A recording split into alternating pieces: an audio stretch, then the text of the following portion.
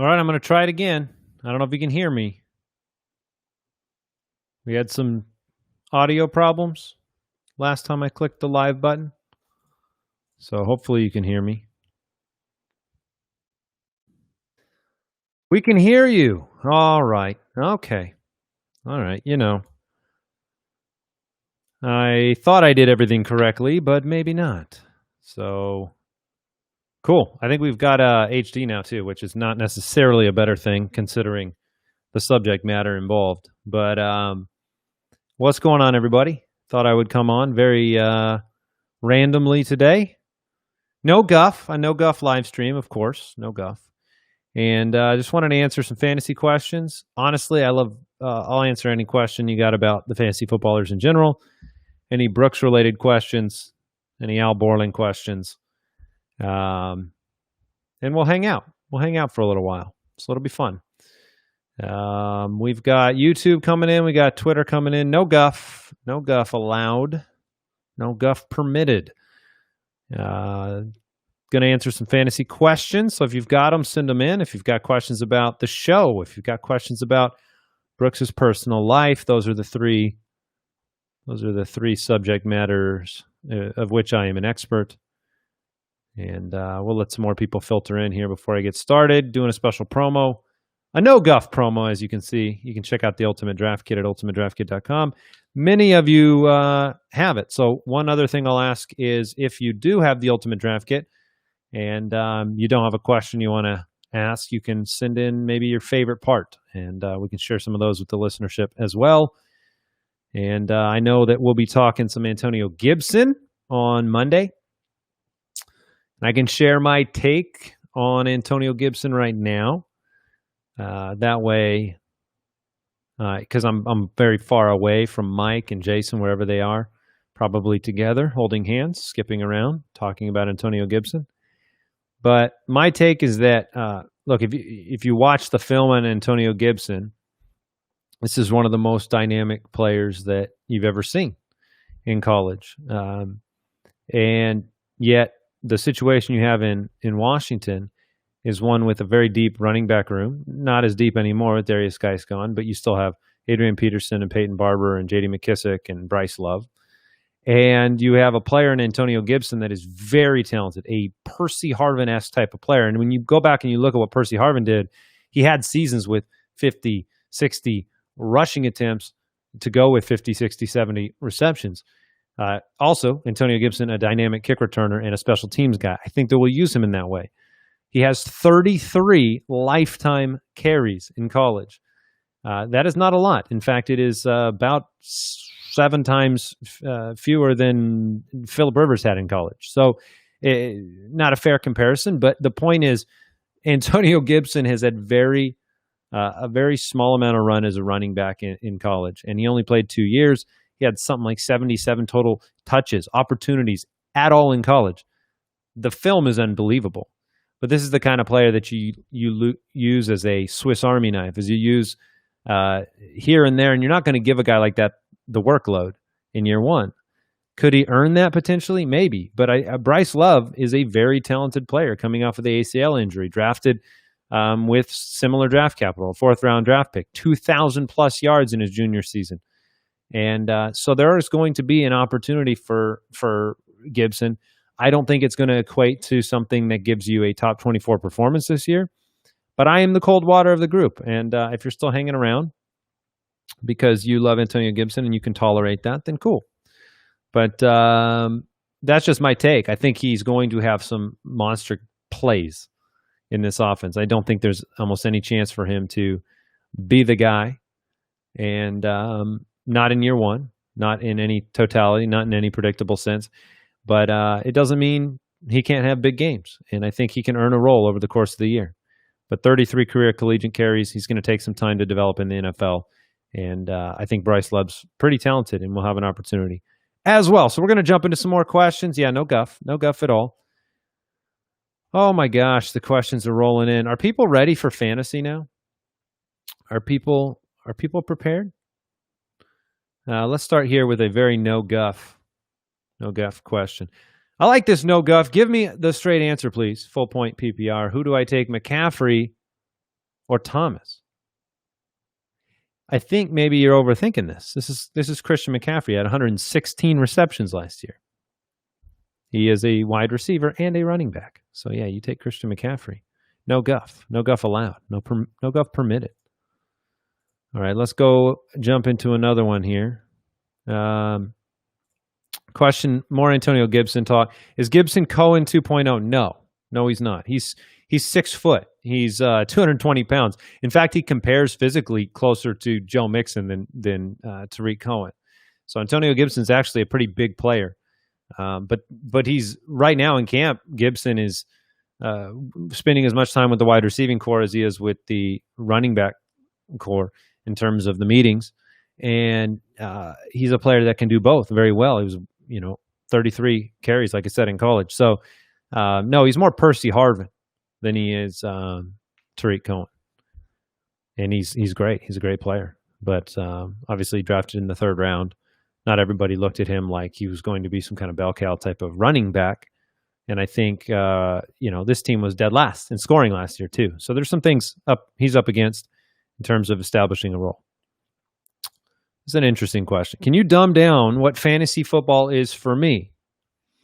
Well, Kevin, fantasy football to me is a game that amplifies your Sunday sports watching, and it is a game of connection with one another. So like your league and the people that you stay connected with, so many of us out there have leagues that are with people we went to high school with, people we went to college with, people we work with.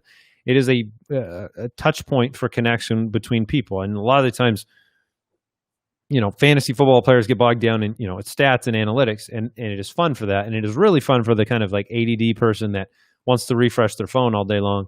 And it makes games between bad teams very intriguing. It makes you a fan of players and not just your local team. And it is something that just amplifies. That's the best word that I can find to say what fantasy does and why people enjoy it. All right, Will Disley, 13th round. Okay, sure. Why not? I don't know. I don't think Will Disley can come back from torn Achilles tendon and deliver anything in this next season with Greg Olsen there and spreading the ball around to different tight ends. But he has overcome a lot. He's already overcome a major injury to contribute again. So I'm not going to count him out. I just think it's going to be a challenge. So that's where I'm at with Mr. Will Disley. He was great last year. He was awesome. Doing a special promo during this live stream as I answer questions. If you want 10% off, it works just for this live stream. No guff is the code because we don't accept any guff on the show. Listener League questions. People have been asking. We have hundreds and hundreds of entries for the Listener League. We've been reviewing them. And I see Brooks sending his big Montana through the Slack channel. He's been... Anyway, Listener League, that's what I was talking about. We've had a ton of amazing entries. It's very difficult every year because people spend so much time and effort on Listener League entries, and we've only got room for, adding another 8 people to the league. So we might give away one more spot. I'm not sure. So we might fill it with Listener League entries up to the last spot and do a giveaway for the very final one. But I just want to say thank you to everybody that has spent their time and effort on a Listener League entry if you do not get in. And by the way, we have not emailed anybody that has sent in their application. So it's not like some people have been alerted already. So if you sent one in, we have not told anybody who's in yet. So that'll come this week. We'll make our final decisions. That's Listener League at fantasyfootballers.com. And yeah, so there you go. Here's a good Zach Moss, Antonio Gibson question, since Gibson is going to be the center of attention on the Monday show. I'm sure we'll have our running backs 11 through 20. That's 11 through 20 on Monday. Zach Moss or Gibson? Gibson has more upside for fantasy, in my opinion. Devin Singletary will be the majority, do the majority of damage in Buffalo. Antonio Gibson's upside for fantasy, to me, has a lot more to do. Like, if you want to think about Antonio Gibson clearly, then you should be thinking about players like Austin Eckler. You should be thinking about what kind of damage a receiving weapon does in an offense, because the upside for Gibson is tremendous due to his receiving upside and big play capabilities. You should not be thinking through the lens of, oh, Antonio Gibson has to earn 250 carries or 200 carries in this offense. I think that's impossible. Barring injury, release. Again, stay water. Camp's going to tell us a lot. I'm not going to sit here and tell you Antonio Gibson is the running back 44, which is where I have him ranked right now. If you get into camp, Peyton Barber doesn't make the team, Bryce Love doesn't show anything, and all of a sudden you're talking about Antonio Gibson and Adrian Peterson as the only two players of note and relevance, then the story changes. Then the ranking's going to change then too. But right now, it's about the receiving work. It's about the gaping hole behind Terry McLaurin. Terry McLaurin is the wide receiver 1, and then they have wide receiver 4s, earning spots. So Gibson can make up a big. If he's the slot receiver for half of the snaps, that's going to change everything. And he could be a player that ends up with wide receiver and running back start capability too. That's a possibility for these platforms because he may line up in both positions regularly. So he's a great player. Don't hear what I'm not saying. Antonio Gibson is amazing. If you don't take talent out of the college ranks and translate it to fantasy value instantaneously, it doesn't work that way. You have to have opportunity to go with talent. And if he gets opportunity, he will do great things. But, 77 total touches between receiving work and college rushing opportunities, that's not a lot. That's not a lot. In fact, he had 33 carries, and I think Jonathan Taylor had 33 carries in a game twice in his senior season, and Gibson had 33 carries his whole season. So it's not cold water. It's just like a balanced approach. So let's go to a much more important question. Lord of the Rings or Star Wars? Man, I guess I'll say Lord of the Rings. I like fantasy more than I do like science fiction, I think. So Lord of the Rings, yeah, I mean, I guess if you want to pick one universe to be in, I'd probably pick the Star Wars one. That would be pretty cool. Do I think Joe Mixon's ADP is way too high? No, I like Joe Mixon a lot. He's in the running for a my guy position this year. I don't think he's going to win out and be a my guy, but he's a player that I like. If you asked me second, third tier running back out, you got the big three, Zeke, Saquon, Christian McCaffrey, and then you're going into the realm of, the Josh Jacobs tier, and you say what players can make the jump up into the top 5 and finish the year that way. I think Mixon's one of those guys. I think they'll give him enough work to where he could do that. Like Mixon, Josh Jacobs, two of the players I think could finish in the top 5, no question. By the way, we have we got something really cool going on at the website. We have player profiles for the first time ever at thefantasyfootballers.com, and these are they've got athletic profiles, they've got game splits, they've got 16 game pace. You're going to be able to use these all season long to quickly take a look at what a player is doing, see where we have them ranked on a weekly basis, and you can check those out at thefantasyfootballers.com. That's all free. Just go up into the right corner, top right corner of the fantasyfootballers.com. You'll see the player name box. You could type in something like Antonio Gibson, and you can pull up his player profile. And we are looking at, basically, let's break down Antonio Gibson on the player profile because we have the athletic breakdown. Athleticism on there, 80th percentile athleticism, 40-yard dash, 90th percentile, ran a 4.39. His speed score, oh my goodness. Speed score is a weight-adjusted 40-yard dash that accounts for the size of the player. He scored in the 99th percentile. So that is ridiculous. So you can take a look at that. You'll see if you have the Ultimate Draft Kit, you'll see UDK notes and the videos inside of the player profiles as well. And then you can see his size. Like I was saying earlier, he compares more to Joe Mixon's size. I think Joe Mixon, I don't have it in front of me. I could. I think he's 6 foot, like 228, and Gibson's around 220. So, he's a bigger player than people think. Al Borland's giving me a hard time. Yeah, Al, the point of the player profile is to be able to break down the athletic measurables. It doesn't matter if they've got a career log. You don't just look for 20-year-old players. But yeah, if you want to go look up historically what anybody has done, you can check out the player profiles now. Yeah, it was the athletic profile. Of course it was. Al Borland. All right, let's jump into some more questions here. By the way, no guff. No guff at all. No guff permitted. Doesn't listener league entries, no guff. UDK, no guff. Use that code right now, ultimatedraftkit.com. 10% off this live stream only.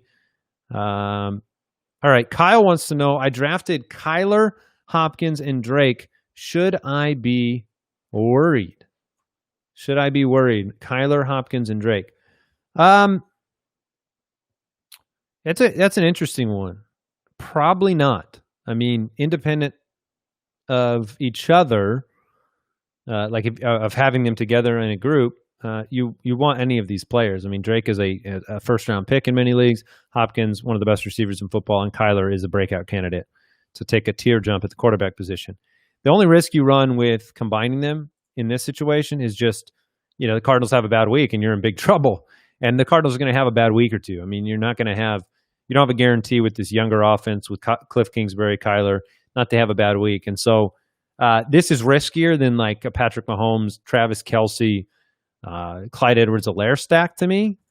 But this is probably one of the trifectas that, one of maybe 5 in the league I would be okay with. There's a few teams, Hollywood Brown and Lamar Jackson and Mark Ingram. You're looking toward Drew Brees, Alvin Kamara, Michael Thomas. No problems with that. So you're kind of looking for offenses that are going to be in the top 5 if you're willing to take 3 players in the exact same situation. All right, here's a question. I haven't gotten this one at all from Rob. Rob says, Taysom Hill, is he a sneaky tight end pick? I have Taysom Hill in a dynasty league, and maybe he gets an opportunity in the future as the quarterback. He is a difficult player to start or play because he's going to have a handful of games where he's super relevant. It's just there is no rhyme or reason. Taysom Hill, deciding to start him is not, matchup based. Oh, this is a Taysom Hill matchup. No, it's, get lucky. Did they line him up in the right position?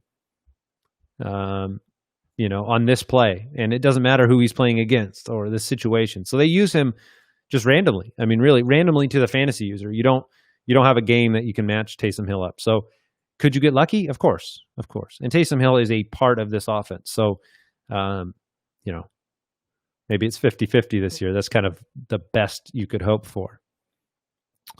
Who's likely to be the no guff player of the year? Man, what player gives the least amount of guff? I think the least amount of guff has to be George Kittle. I mean, that's a man who hasn't taken any guff his entire life. You can tell. So yeah, I think George Kittle is a no guff type of guy. I don't think Cooper Kupp takes that much guff. I don't think Cooper Kupp. Any questions about the fantasy footballers as well? I enjoy answering those. So if you got any questions about what's going on around Foot Clan headquarters, sometimes people just state Bryce Love's name. This has been the reaction of approximately 42% of people when Antonio Gibson hype is brought up. Is you basically have a situation where it's no guff. They don't want any Bryce Love hate. And Love is, I mean, some people want to say, okay, he wasn't drafted by the regime that's currently there. Well, yeah, but if you have a really good player, you play him. He redshirted basically as a rookie. He tore his ACL in his senior season. He had a 2,100-yard junior season at Stanford in the Pac-12. Was absolutely dominant. So there is an opportunity for him. And they will get, Adrian Peterson is a placeholder. He is a player that provides the insulation volume-wise for the Antonio Gibsons, the Bryce Loves. And the other thing this is something fantasy owners don't want to acknowledge at all, is that J.D. McKissic will get work in the offense. He had 34 receptions last year in Detroit. He is not somebody that you're ever going to be able to start in fantasy. And yet he will be there, and he will be getting work on third down. He's more experienced than Antonio Gibson on third down. And he may be able to protect Dwayne Haskins or Alex Smith better. So this is why it gets messy when you just look at, okay, Antonio Gibson, let him go. Well, yeah, you're playing for Washington. They were dead last in scoring. Maybe they make a jump up under Ron Rivera, but maybe they don't. So you've got some risk. All right. Yeah, smooches. Smooches. Brooks was reminding me we can bring that back. It won't be like, I mean, those will be disgusting smooches because they will just take away from whether it's Bryce Love getting a chance, whether it's mostly Antonio Gibson on third down or in the slot. Every time Smooches catches the ball, which is J.D. McKissick, we'll be sad. But he will make for a fun episode of the show. Clyde Edwards-Helaire or Josh Jacobs? I've got Jacobs higher. I think Josh Jacobs, you know, I think he could finish as high as number 1. So that's saying something. Josh Jacobs was absolutely great as a rookie, and people are not giving him very much credit for that. And he will have more passing game work, I think, and could be up in the top 5 in total touches at the running back position. Yeah. Let's look and check out some more questions here. We've got a lot of questions coming in. Excellent haircut. I like that one. That's not a question, but I appreciate it. What is Brooks's biggest fear? Hope you're still watching, Brooksy. Oh, I don't know what his biggest fear is, but I will tell you something. We give him a hard time when we go out to like restaurants and we order food in because Brooks is a man who knows what he likes. And when faced with the decision of trying something extravagant or new, no matter how good the testimony about that item is, he's got his go-tos and he's just going to get those and he's just going to order those. So I think his biggest fear is maybe he's trying some new things. I don't know. I don't mean that as an indictment, Brooks. I mean that as a compliment. You are the best. Let's go ahead and jump into another one. The footballers are real in all capitals. Yes, we are flesh and blood. All right. There's the biggest fear question. Is that twice? You've just been spamming a biggest fear question? Here's a good one. Ridley, Woods, Chark type. Are they okay as your wide receiver 1?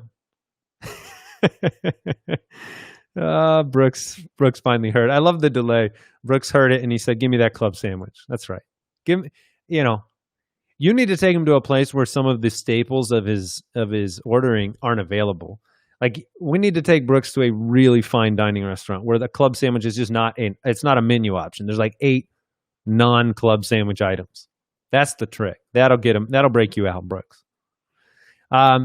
Ridley, Woods, Chark. Are they okay as a wide receiver 1? So let's say you went really running back heavy, and I have Robert Woods in my top 10. So absolutely, I'd be comfortable, especially in a PPR league. When I look at a full PPR, Robert Woods is 100% fine as my wide receiver 1.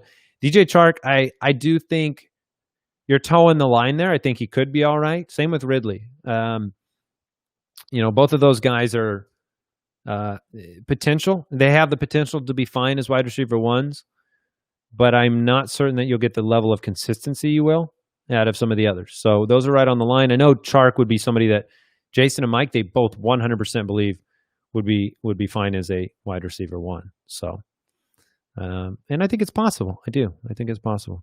What is Jason having for lunch today? I do not know. I am not with Jason. But I will go with SpaghettiOs. I think that SpaghettiOs without cottage cheese is maybe a can or 2. Who does the celebrity impersonations for the UDK? Obviously, that is only Brooks. Brooks does them all. And that's an easy answer. Is David Johnson the second look in Houston? If you mean passing offense-wise, it's possible. Yeah. Yeah, I think David Johnson's going to be okay. Yeah, this is not the David Johnson of old, but you have a very, very good quarterback that people should not underestimate in Deshaun Watson. So, yeah, I think he's probably the second look. I think we're all curious about who the first look is, whether that's going to be Brandon Cooks, whether that's Will Fuller, healthy, Brooks, or Al Borland in a wrestling match. Oh, gosh. I'm going to give it to Al. Al's a scrapper. Al can take it. He's the manliest man of our office, which, I mean, let's be honest, that's not saying a whole lot. But yeah, I'll give it to Al. Although Brooks, push comes to shove, I want to know what Brooks would do in a fight. Because I think he might surprise. Yeah, we had a special event with the Fantasy Footballers event. Yeah, like we planned it. We were having dinner one night and we decided, hey, we were about a mile from the beach, and we said, and this is on YouTube. We were about a mile from the beach, and we told all the staff. We said, first one to jump into the water wins. I think it was like $1,000. We just decided, hey, we're on tour. $1,000 to the first member of our staff that gets to the water. And Jeremy's in pretty good shape. We've got a bunch of people on our team. There was like Damon, and we're like, okay, Ketchum was there, the big loser. We knew he had no chance, but he participated. And then we said, go. And lo and behold, Brooks summoned up this just resilient, money-driven fire in his soul. And he won. And it's really, I don't know what's worse. I don't know if it was, I think Jeremy losing Al Borland it hurt him. It hurt him. It put him in a bad place. So you start getting into a fight between Al Borland and Brooks, and I don't know what Brooks does. That's the truth. I do not know. I don't think he'd go club sandwich in the middle of a fight. I think he might go dirty. I think he might play dirty if it came down to it. 10% off the UDK, this live stream only. This code's getting turned off afterwards. So you can go grab it, the Ultimate Draft Kit. If you have questions about it as well, I mean, this is the 5th year of the Ultimate Draft Kit. And one of the things we take a lot of pride in with the way we build this out, and this happens, like we started building this in February, and it released in June, and it gets updated all the time. In fact, you'll notice some changes, quite a few changes on the 7th. We had a new video for Dalvin Cook. We have a bunch of rankings adjustments, Antonio Gibson adjustments. I know we got some dynasty changes as well. But this is something that's living, breathing, changing. Sleepers, breakouts, bust values. They get morphed and modified and follow the Fantasy Footballers principles of basically like staying water during the offseason, reacting to what's taking place. And we massage these rankings into a place where, we're the only entity out there that have had multiple people finish in the top 10 for multiple years in a row.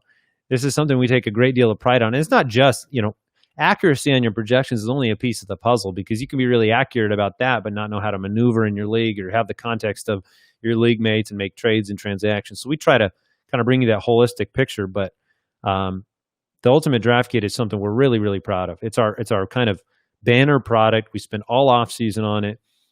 And I know some of you still, even though we have teams in camp, you got the question marks around what if the season doesn't happen.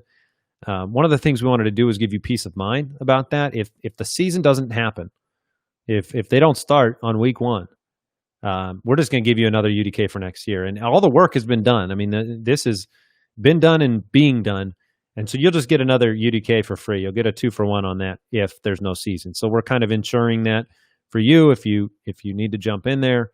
And from what I can tell, there is no guff. I did a scan, one of those. It's like a malware scanner, but I did a guff scanner. No guff at all in the UDK. And I thought I'd see a little bit in some of the maybe some of the write-ups Mike did. There might be some guff inside of those, but haven't found it yet. All right, Slay, what's up, Slay? Party people, check this guy's YouTube out. Slay is genuinely one of the smartest young men that I've come across. And he's got a great YouTube channel, and he's a smart dude. Chipotle or Qdoba? Qdoba? Yeah, you can tell I don't have a Qdoba near me. So it's Chipotle. I think we got Chipotle in the office like a couple times last week. And that is often one of the most adventurous times of around Foot Clan headquarters is the lunchtime. And I've noticed something's happened since we got back into the office, and that is that, lunchtime is moving earlier and earlier and earlier. And Jason's getting hungry around 9:45 in the morning from now on. So, how is it better than cheaper alternatives? This is a question about the UDK, I think. And so I wanted to pull it up. I don't want to shy away from this. Everybody's going to define what better means. I would say it is better because it is proven.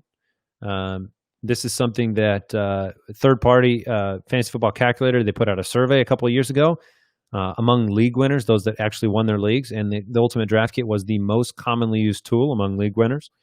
I think it's better because it has been proven accurate. Our rankings have been proven some of the most accurate in the industry. I think it's better because we do video profiles, something that nobody else does. We do 100 of them, and we keep them updated, so you get an actual contextual view. It's not just projection, right? It's how to think about a player. I think that is an advantage. So if you need to think about what does the Dalvin Cook return look like? What does this head coaching change mean to this player? Those are some of the things that we address inside of the draft kit. And, another thing that I think makes it better is we keep expanding it. We keep building it out, and we haven't changed the price. 5 years, it's probably got twice as much value than it had in year one when, the value was still there, because we built out, the consistency charts, and we built out the career consistency. Now we've got these player profiles that have the videos and the notes, and we got reception perception in there. So, it's one of those things that we take a great deal of pride in. And so better to you, it might not be that. If you are looking for something else, then that might not be the best thing. And that's okay. We have always had that kind of approach at the Fantasy Footballers that, look, we're going to go out and produce the best content we can. And if we're not your style, if you don't get something out of it, you can go listen to somebody else, and that's okay. And that's not like go listen to somebody else. That's like, no, genuinely, like, go find the content that's best for you, and we're going to do what we think is best for the industry, and that's fine. There are some great people in the industry, and if we're not your cup of tea, that's all right. Get the UDK. Yeah, use the code NOGUF right now. 10% off, no guff. If you find any guff in there, just send me an email. I will get rid of it. I'll delete it because I haven't found any. So, do I have any pre-draft traditions? That's a good question. In fact, I think if I'm honest, like this year, we've all been holding our breath with sports in this crazy season. So getting to think about the draft, and this year we'll be doing it on Zoom because we got people all over, and a lot of times they'll be flying in from out of state, and we don't get to do that this year. But pre-draft traditions are built around three things. Number one, food. So, hey, if we're all Zooming, we got to get food on the table, ready to go. I need to be eating the entire draft. Number two, I need to taunt you. I need to find some way to taunt you. I might have a shirt with my team. I might remind you of my record. I might do something to make you feel bad about your team and remind you about mine. And the third one is just that prep work. I got to have my UDK app going. I got to have I still keep a pen and paper. I print out the cheat sheet in the UDK because I just like it because I'm old. And so I like to have that handy, and I want to be prepared because then the draft's fun. So those are my traditions. No guff at all. George Kittle or Aaron Jones in the second round of a half-point league. I'm always going to go Aaron Jones there. I like George Kittle a lot. I think he has. I've been tempted to make him the number one tight end. I'll put it that way. And I'm a guy that has Travis Kelce and some keepers. And Kelsey's been there for 4 years, so he's got the spot. But I think Kittle has every chance to be that guy. Here's somebody who likes Hitman. Look, man, don't yell that name on this live stream. No, I'm just kidding. Mike might even be watching.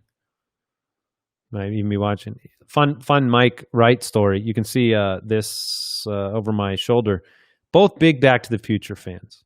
Huge Back to the Future fans. And we, years ago, went to a triple marathon where it was Back to the Future 1, 2, and 3 all playing in theaters at the same time. And it was great. Here's an improvement on that. There's Hitman with 2 exclamation points. So, going to hang out for a few more minutes. few more minutes, which means this is their last chance to get the ultimate draft kit, get prepped up. No guff is the code. I'm going to give you a warning since it's live stream only on the code. I'm going to give you a warning. It's 11:35 my time here in Arizona. I'm going to go 5 more minutes. 5 more minutes of questions. Then I'm going to go eat some lunch. That's what I'm going to do. Okay, Raising Cane's opening in my area for the first time. What's the first thing I should order? I would, first timers, I would go like the 4-piece chicken fingers, fries, infinite sauce, Texas toast. Yeah, let's do it. All right, now I'm really hungry. Great. I said 5 minutes, and now I have to wait 5 minutes after reading that. Norman Davis, after Clyde, what are your feelings on the KC backfield? My feelings are that Clyde is set up to dominate. I mean, this is his backfield. And the beauty is I don't get to equivocate with like, oh, this head coach, Bruce Arians. If it's Bruce Arians and this happens to Damian Williams, I have to go, man, he doesn't like rookies. Oh, man, the history. David Johnson was dominant his rookie year, but then Chris Johnson got all the work and blah, blah, blah, blah, blah. No, Andy Reid's like, yeah, okay. Kareem Hunt, you're a rookie. Spencer Ware got hurt. You're a guy the entire rookie season. It's not like rookies don't contribute. I mean, rookie running backs drafted in the first round, Saquon, Zeke, McCaffrey, Fournette, they all can do it. And Clyde's going to do it in Kansas City. And he might do it with ridiculous reception totals. He's got an incredible opportunity. So after Clyde, I think it's going to be that's been hard, looking at Darwin, looking at DeAndre Washington. To me, Washington's interesting because he was another hand-selected guy by Mahomes, played together, has experience. Didn't see enough of Darwin last year to make me think that the coach and the staff is confident in giving him a large workload. So right now, and Darrell Williams could be involved as well. More of maybe a goal line opportunity guy, but I think it's Clyde's, and then after that, it doesn't matter. Doesn't really matter. So, this is a big question here. He said, Andy, good opportunity to say thank you. I started playing fantasy in 2016. Went from only knowing about 5 players in the NFL to loving the sport, the league, and the fantasy world solely because of your podcast. Thank you guys for what you do. That brings me great joy. We love what we do. We love the fact that we get to bring, hopefully, a lot of positivity to the space. And as, we take a lot of pride in bringing that joy and bringing the focus on the fun, because that's why we're playing. I know we want to win and we want to win money, and winning is fun. But it's also the community, it's the connection, it's the league mates, it's the positivity, it's the amplifying of the Sundays. It's the enjoyment of something that, is just so accessible now, especially with all the platforms and the formats and the leagues. And, you can meet somebody in the elevator, and as long as you both play fantasy football, all of a sudden just everything comes out about this guy and that guy. And, oh, man, I had this player and that player. Oh, you dropped Lamar Jackson. Oh, my gosh. It's something that connects people. And, for those of you that, a lot happened this week in the fantasy community that was not a reflection of the people within the community. And, for me, it was sad what took place, but at the same time, look, we have a lot of, I don't want to get into it too much, but one of the things that we set out to do 5 years ago that I think the industry is doing a much better job of now is not relegating fantasy football to the basement and to some activity that, the dads are going off and hiding to do. Like, kids are getting involved. There are so many incredible women that are involved in fantasy football, not just playing, but contributing content-wise. Incredible talents out there in the space. And this is not something that's relegated to the basement. This is something that your family can have fun participating in. This is something that what makes it fun isn't relegated to just, gambling or finances or money or those type of pieces. So I think that's something that we all knew from, these years and years we played, office leagues, and we were part of this gaming startup for years. And it was like, this is bigger than, oh man, I beat you on Sunday and I won $100. So that's why I think the sport's taken off. And it's something that we take a lot of pride in, is trying to be, not perfectly, but we try to be as positive a voice in the industry as we can. And, we're going to continue to do that. And so when I get a note like that, that makes me very, very happy. All right, I have gone 5 minutes, so I think I'm going to wrap it up. I'm going to click that finish button, but I'm going to give you another few seconds here to get in on this discount. If you want to check out the Ultimate Draft Kit, you can get in there right now. You can enjoy it. You can get ready for your draft, and you can use the code NOGUF. And this week, we're going to be picking out some Listener League entries as well. So we'll announce all of that, and then the Megla Bowl is going to get started, which is our largest tournament. We had 7,000 plus people last year. It's going to be more than that this year, and I'm very excited about that. So make sure you tune in to the podcast 5 days a week, The Fantasy Footballers. You can find it on Apple Podcasts, Spotify, Google Podcasts, wherever you listen. Subscribe. Support the show by just listening. It doesn't cost you a dime. Just listen in and see if you can take the step forward that you want to take this year as a fantasy football player. So I am signing off. I'm going to go eat some food, and I hope everybody else has a wonderful, wonderful Sunday. And we'll talk to you on, the show tomorrow.